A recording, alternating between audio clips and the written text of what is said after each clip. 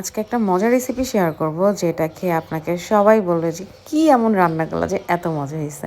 আসসালামু আলাইকুম, সবাইকে নতুন একটি ভিডিওতে ওয়েলকাম করছি। আমি এই ভিডিওটার একটা ছবি আপলোড দেওয়ার পর সবাই বলছিলেন যে এটা আচারি বেগুন এবং অনেকেই রেসিপি চাইছিলেন, তো আজকে রেসিপিটা নিয়ে আসলাম। তো বেগুন লম্বা যে বেগুনগুলো এগুলোকে আমি একটু মানে বাঁকা করে কেটে নিয়েছি জাস্ট দেখার জন্য, সৌন্দর্যের জন্য। আপনি চাইলে গোল গোল করেও কেটে নিতে পারেন।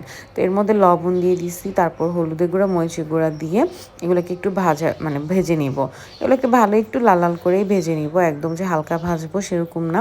আর সেদ্ধ হয় যাতে আর কি বেগুন তো সেদ্ধতে আসলে বেশিক্ষণ লাগে না, একটু তেলের মধ্যে একটু ভাজা ভাজা এদিক ওদিক ভেজে নিলেই সুন্দর মতো সেদ্ধ হয়ে যায়।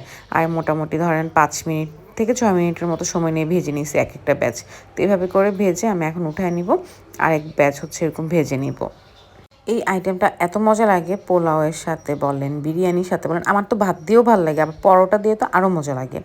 মানে খাওয়ার মাঝে এরকম টক মিষ্টি একটা খাবার থাকলে দেখা যায় খাওয়ার রুচিটাও কিন্তু বেড়ে যায়।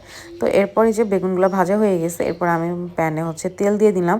আপনি চাইলে সরিষার তেল দিতে পারেন, বাট আমি এটা সবসময় সয়াবিন তেল দিয়ে করি।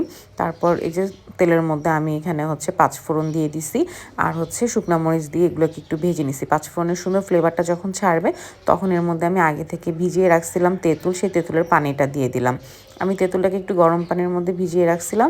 তারপর এখান থেকে সব বিচিগুলো ফেলে তেঁতুলের জাস্ট পানিটাকে, মানে তেঁতুলের কাজ যেটা হয় সেটা অ্যাড করে দিছি, তার মধ্যে একটু পানিও অ্যাড করে দিছি।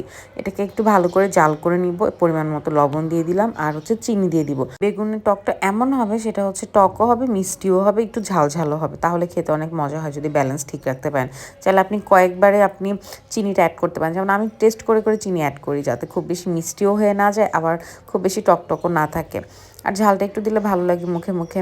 তো এরপরে যে সুন্দর মতো যখন কয়েকবার এটা বয়েল হয়ে আসবে, উতরানো হবে, তারপর আপনি এর মধ্যে বেগুনটা দিয়ে দিবেন। আর পানিটা যখন শুকায় যাবে আর কি। আর এই রান্নায় পানি দেওয়া হয় অল্প। ওই যে তেঁতুলটা দেওয়ার পর আমি সামান্য একটু পানি কিন্তু অ্যাড করছি, এরপর আর পানি বেশি দিইনি। আর বেশি পানির মধ্যে দিলে হয় এটা ঝোল, ঝোল ঝোল তো ভালো লাগে না, একটু গ্রেভি গ্রেভি হবে, সেটাই ভালো লাগবে। তো এই যে দেখেন আমার টক রান্না একদম কমপ্লিট। জাস্ট 20 মিনিটের মধ্যে মজার একটা আইটেম করা যায়, একবার ট্রাই করে দেখবেন। Thanks for watching.